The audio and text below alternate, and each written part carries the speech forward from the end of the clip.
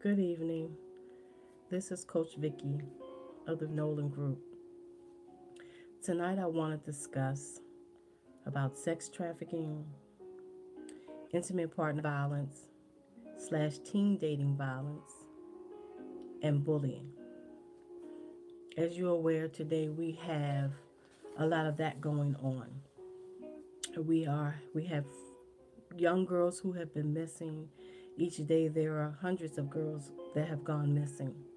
And so I wanted to just touch base on it because a lot of awareness is not being brought to it. So I wanted to first start off with the sex trafficking. There are two categories, main categories, that people fall into under the sex trafficking, which is they are is forced labor, as in making of goods or working in agricultural fields against your will or because of indebtedness to an employer, and sex trafficking or forced prostitution or pornography. And 27 million people are enslaved in this 21st century. And I didn't know that the number was that high, but I do know that I have been concerned about our women and young girls who are missing, who are caught up in this sex trafficking, human trafficking experience against their will. So I'm not quite sure how you all feel about it, but I think it's a deep concern in America, and I think that we need to start bringing more awareness to it and start doing the research and the homework to see just how large the statistics are of of our young girls missing due to this sex trafficking. Um, and human sex trafficking, they come from all walks of life, um, and of financial statuses. But there are some factors. Here's a resource that I am using from the Lifestyle magazine on the internet. And it says that the some factors of the vulnerability are being a female, being a child, coming from a marginalized population, poverty, growing up in an abusive home, running away from home, and little of no education.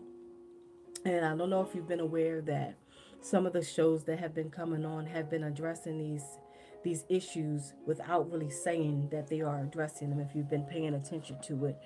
And it's a great concern, um, how, traffickers are, picking up the young girls, especially the runaways. Runaways who are feeling unloved, and they run into these people who, make them feel good about themselves, start buying them things, and not realizing that the buying of things is just a starting point of how to get you to come under their subjection. And parents need to start talking to their children about this, because it not only affects girls, it affects boys too. And then, we also have the public sex trafficking, which is, open prostitution. But if you are aware that most of them have a pimp, somebody they have to report to, they have to make a certain amount of money, they have to turn in, they have to see a certain amount of men. If they don't do that, there are certain repercussions that can happen to them. And some of these issues that I'm speaking is not that I'm speaking of experience, but it's from observation. And it has been a concern of mine. And I just thought maybe, there would be others who might want to talk about this type of thing that has been happening. Also, you know, runaways, they are troubled teens. Some of them are on drugs or, feeling unloved and things like that. So, parents, when you have children who start to be rebellious against you and who are of concern, telling you that, you don't like them, you don't understand them, take time out of your day to see what's going on with your children so that you can help avoid them being caught in this trap of this sex trafficking situation that has been taking place. Um, if you know that you're having trouble with your teen and you're unable to, talk to them, maybe Find someone that's on the outside that's not attached to the home that might be able to talk to them, and maybe your team might feel more freely to speak to them about what they're going through. But I find that, most of the time, um, parents are so busy in their day, sometimes they don't even notice what some of their children are going through. But I would like to suggest that with all that is going on in this world, that we take the time to start paying attention to our children. And also, there's this other issue that has been happening for years, and it's becoming more and more increasing cases of it, and that is intimate partner violence. That is a form, it's just like domestic violence, but it's just another name used for it. And also the teen dating violence. Both of these, like, sort of are go hand in hand because they deal with some of the same similar issues. And so I have a resource from the Centers of Disease Control and Prevention, the CDC. They did a little publication on intimate partner violence and also the teen dating violence. So I just wanted to give you some information from that. Maybe you aren't aware just how widespread this is, but I would like to share some of this information with you.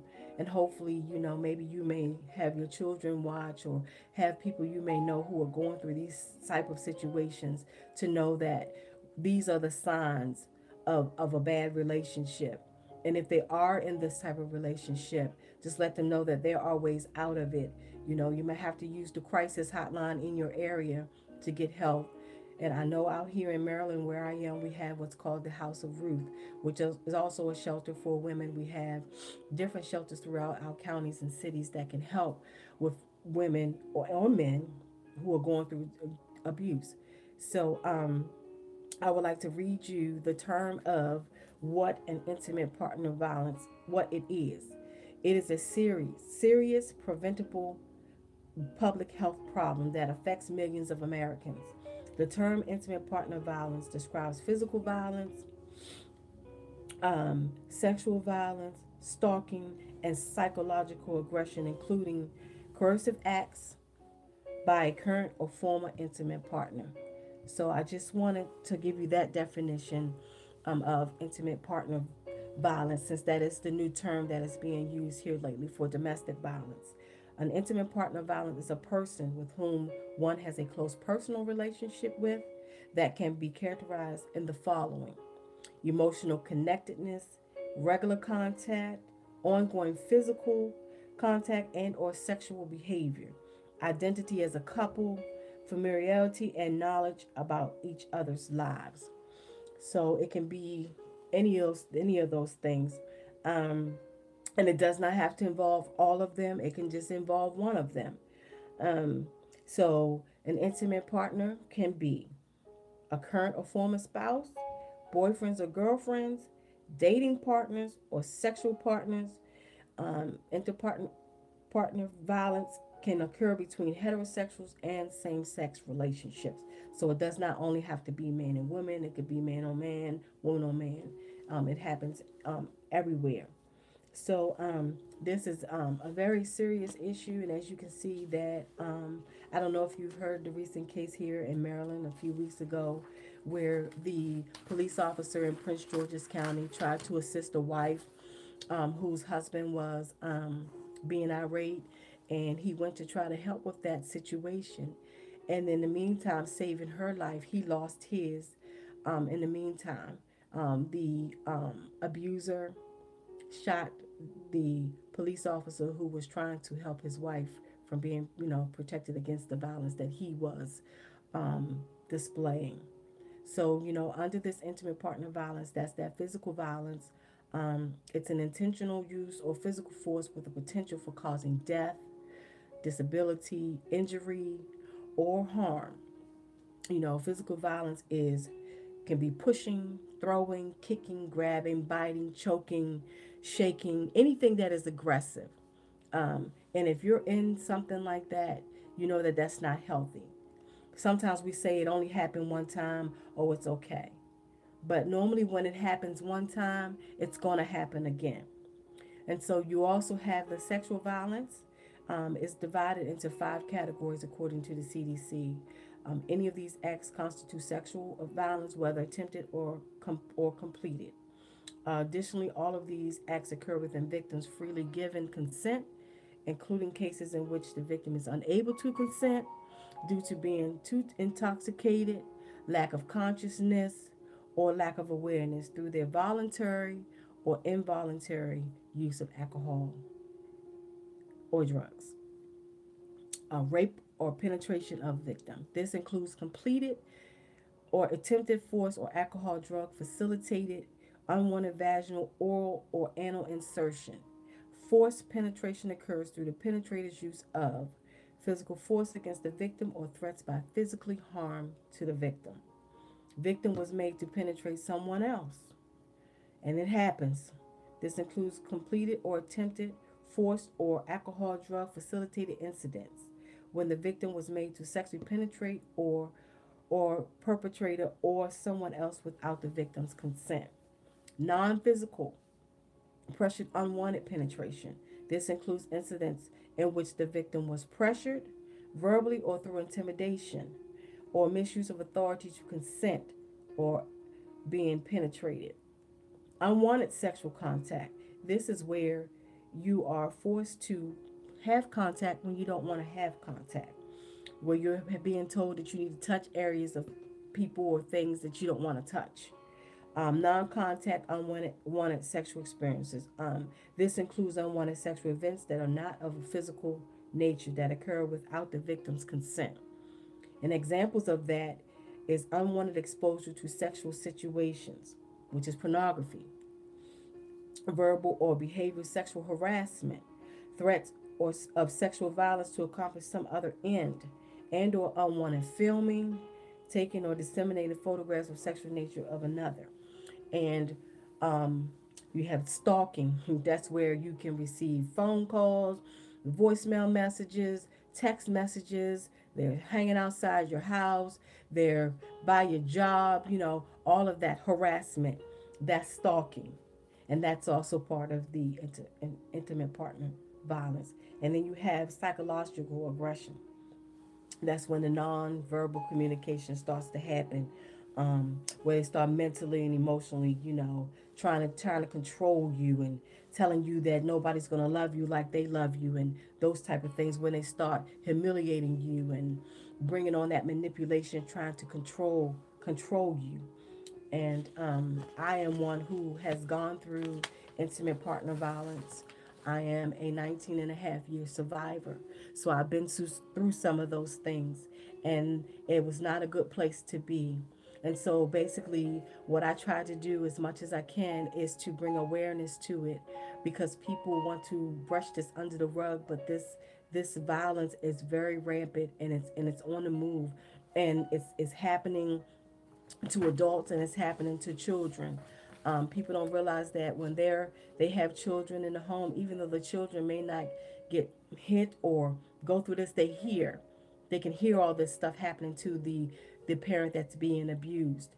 And so we have to also be careful that when we get out of these type of situations, that when we seek therapy for ourselves, that we seek therapy for the child as well.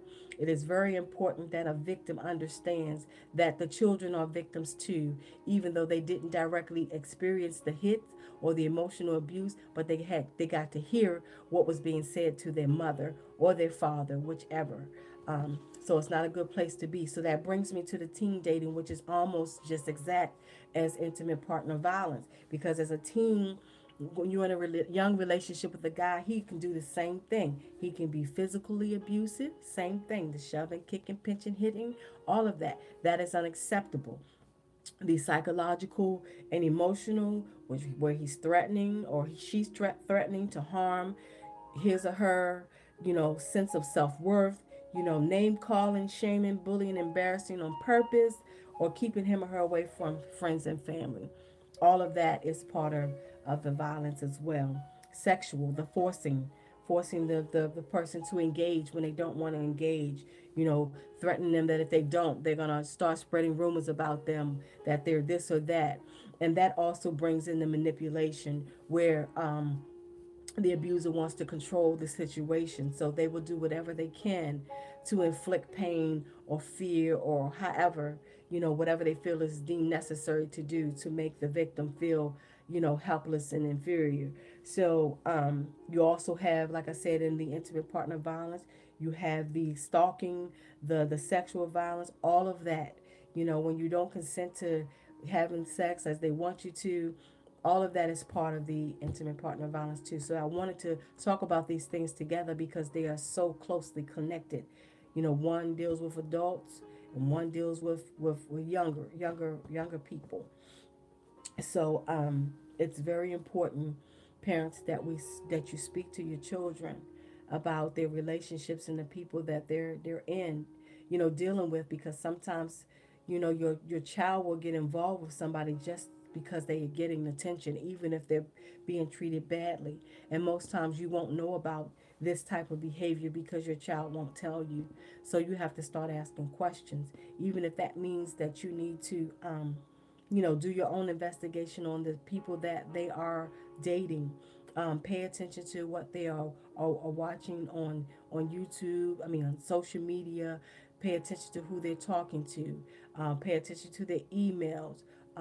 Pay attention to what's in their phones. All of that stuff. Pay attention to those things and make sure that you speak to your children about, lying about their age to meet older people, not knowing that even though they are being, the older person is being nice to them, that can be just a ploy to get them to do what it is they need to do. And that also can lead into the sex trafficking as well. So you just have to make sure that you are fully aware of what's going on with your children. And my suggestion would be to each day have a conversation with them about what's going on and making sure that you know what type of day they've had, so that if you can prevent any of these things from happening, if you create a space for your children to be able to speak to you freely without feeling like they're going to be judged for whatever it is that they may need to speak to you about, then you may be able to help them sooner versus later than finding out later that your child has been going through some abusive things and you weren't aware. So it is very important to um, make sure you know who your children are dating. And if you feel like, well, who your child is dating, that you see something that you feel like, hey, this is not sitting well with me, sit down and talk to your child or children about their relationship with their girlfriends or boyfriends and make them understand the reason why you feel the way you feel, instead of them thinking that you are making judgment on the decisions that they have made for their lives. um, just let them know that you care about them, you love them, and you're concerned about their well-being, and you want to make sure that the people that they are hanging out with or in relationship with are people that are good for them. You want to protect your children at all costs as much as possible. And that brings me to my last topic, which is, bullying. As you know, we are losing children day by day to suicide due to being bullied by children on the internet, in school, in public, in front of, crowds of people. Um, and we just need to bring more awareness to this. Um, you know, and we understand that the schools try to do what they can, but they don't have all the resources to stop the bullying. But I say that if your child is being abused as a bully and being assaulted by people, I think if the parents would take a stand and start pressing charges on these children, and making the public see that this is a serious thing. Even though they're children, you say, oh, children do things like this. No, not to be cruel. When children start to be cruel and they start to be aggressive and they start to become physical and they start to harass and they start to embarrass and they start to push and they start to shove and they start to kick and they start to punch on another person, that is not what children do. Bullies like crowds, and they like attention when they do what they do. So don't give them the opportunity to do that to your child. And if you see that your child has signs where they don't want to go to school, or they don't want to hang out with friends, they don't want to go to the movies, and they don't want to do the things that they used to like to do, you need to start asking questions. Those are signs that something could be happening, or your child could be going into a depression, anything.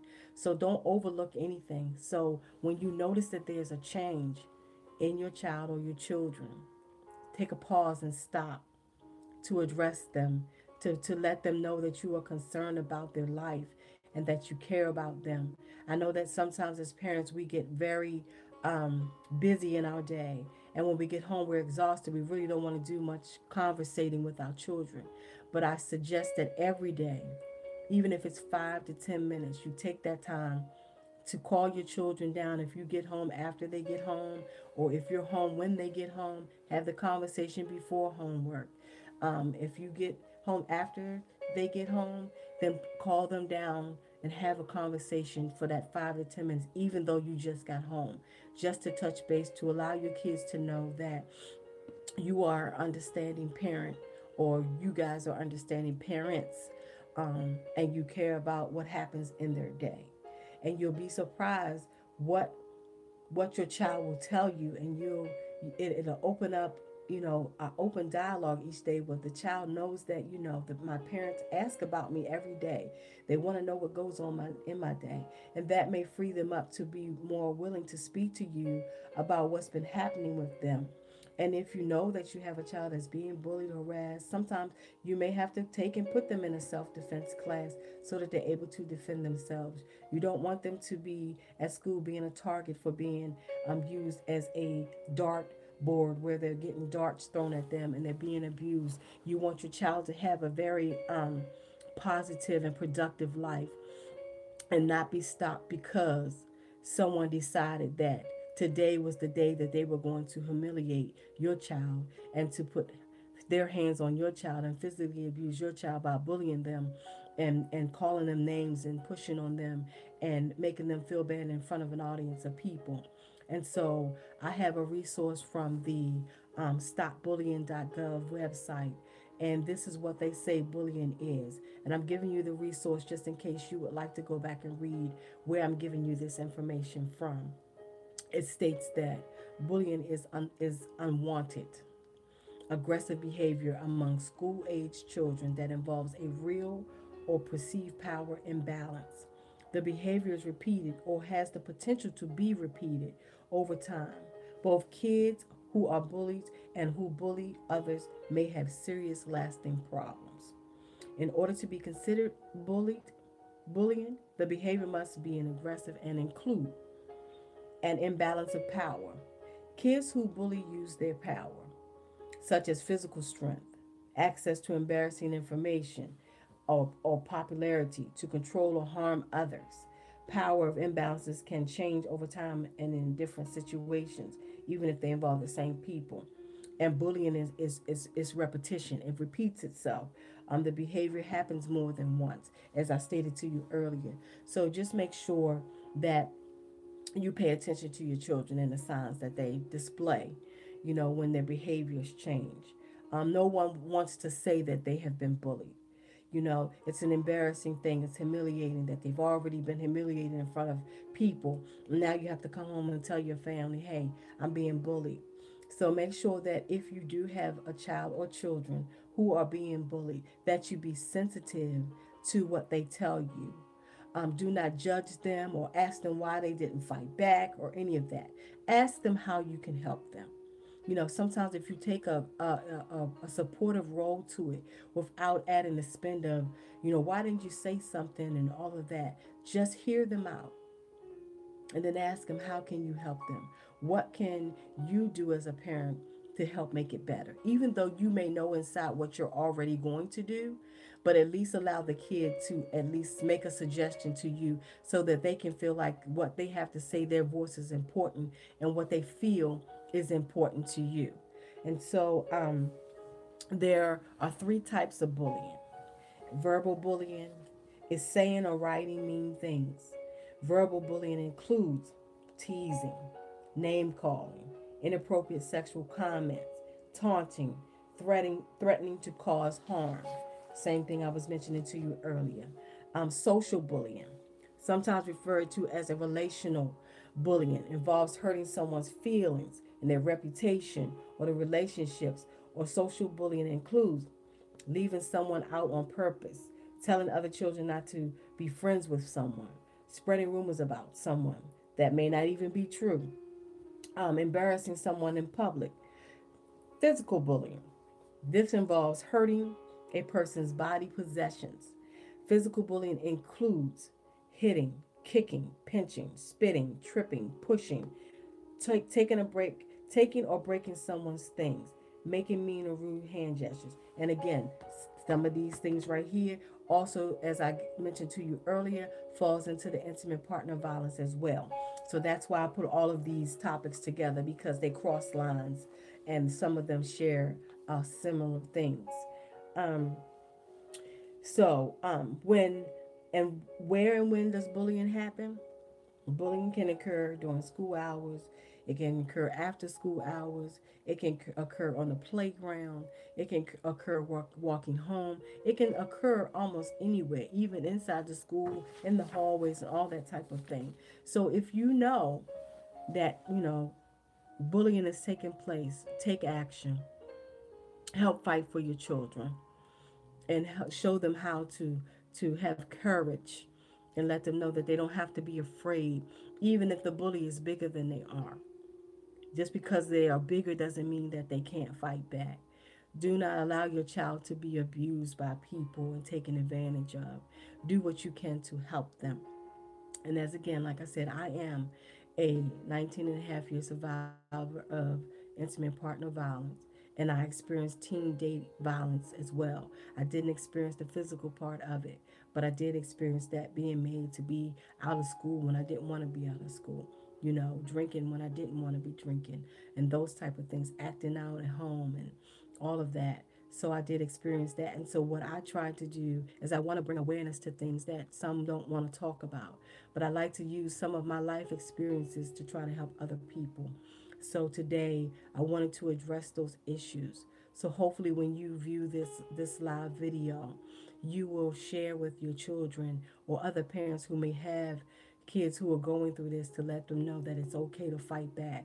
Don't feel embarrassed because your child is being bullied. Do what you can to fight back for them.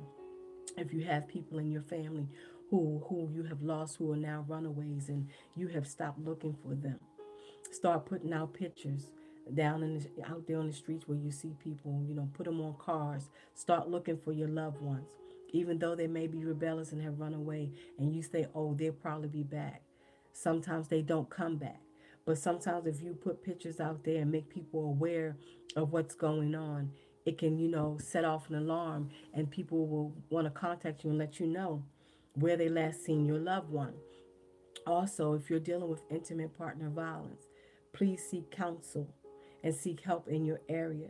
There is a crisis hotline in every area in every state, whatever state you're in. If you don't know how to do that, you can even call the non-emergency number at the police department. They will give you a referral number to call to get you help. Just know that you do not have to take abuse from anyone because you were not put on this earth for that. That is not what God put us here for. And understand that we are made in God's own image and He wants the very best for us. So I pray that if any of you are going through any of these situations, that you're able to get out and that your family finds you alive. Don't be afraid to fight back for yourself. Don't be afraid to take your power back. Don't allow yourself to just be lifeless, and don't allow yourself to die while living. Don't allow anybody to suck the life out of you and to remove the joy that you used to have. If you know that you are unhappy in life, seek help, and there is help out there for you. Don't be afraid to tell somebody that you're being abused or you're being bullied or you're being controlled or manipulated. Don't be afraid to tell somebody that you have been forced into doing things that you don't want to do. If you want a better life for yourself, start speaking up for yourself. And don't be afraid that you're going to, look bad because people can't help you unless you speak up to say what's going on. Use your voice to fight back for you. Fight for your family, fight for each other. If you know you have people who are attached to you who are going through things and you're unable to get them to see, share this video with them and let them know that there are people who have survived that life and who have seen death as well. Even at the age of 24, I had wrote my own suicide letter too because I wanted to kill myself as well because I felt like this. If I'm going to stay in a relationship where a guy is going to beat me every day and try to kill me, why not just go ahead and off myself? But let me just tell you that even in the midst of my dark hour, in the midst of my despair, I was able to call my mother, who I really didn't have much of a relationship with at that time, from a payphone. And I asked her, pleaded with her, find somebody to come get me, to help me, because I'm having thoughts that I shouldn't be having. And if I had not made that phone call that day in 1995, I probably would be dead today. And I am now 48 years old. And I'm happy to say that I am a survivor. And I no longer have that type of life. I have broken generational curses of abuse that had been going on in my family with my sisters and my brother who had also have experienced violence of some sort. But I'm here to tell you that we all survived. We're all still here. So there is hope. Don't give up on yourself. Your life is important. Just know that there are people here who need you. And I hope that you will see this video and know that there is hope. There is a way out. And if you need to speak to me, you can send me an email at Vicky, Vicky, Noland, Noland, dot empowering word at gmail.com. I'll be more than happy to speak to you and to help you through whatever you're going through. Um, I just pray that, you know, you get out. I just pray that, God heals you. I just pray that He delivers you. I speak it in the atmosphere. I know that you can do it. But the one thing I want you to understand, if you are experiencing it, you don't have to try to do it alone. It is hard to get out of these type of situations trying to do it by yourself. I am here to tell you that I tried to do it by myself and it did not work. What ended up happening is I went back again and I ended up being abused some more. To understand that when you decide in your mind that you're going to get out and stay out. If that means you got to change your cell phone number, your emails, your Facebook, whatever you have to do, you have to cut yourself completely off from an abuser. Because if not, they can be very manipulative and they can reel you back in. And to those mothers, those parents who have been looking for your daughters, who have been taken to this sex trafficking, I pray for you tonight. I pray that God sends you peace, that He sends you the strength and the courage to go look for your babies. Go look for them. Make peace and make it right. Even if you feel like you haven't done all you could as a parent, forgive yourself. Ask your child for forgiveness so that you guys can work together and come up together and have that family that you're supposed to have. Love each other. Stay connected. Check on your children. Teen dating. To avoid this teen dating violence, check on your kids. See who they're talking to. Check social media. Check the emails. Check the text messages. Do what you have to do to protect your children. This is Coach Vicky, and I hope that what I have shared with you today has been helpful. And I hope that you will tune in again, and I'll hear from you real soon. Have a good day.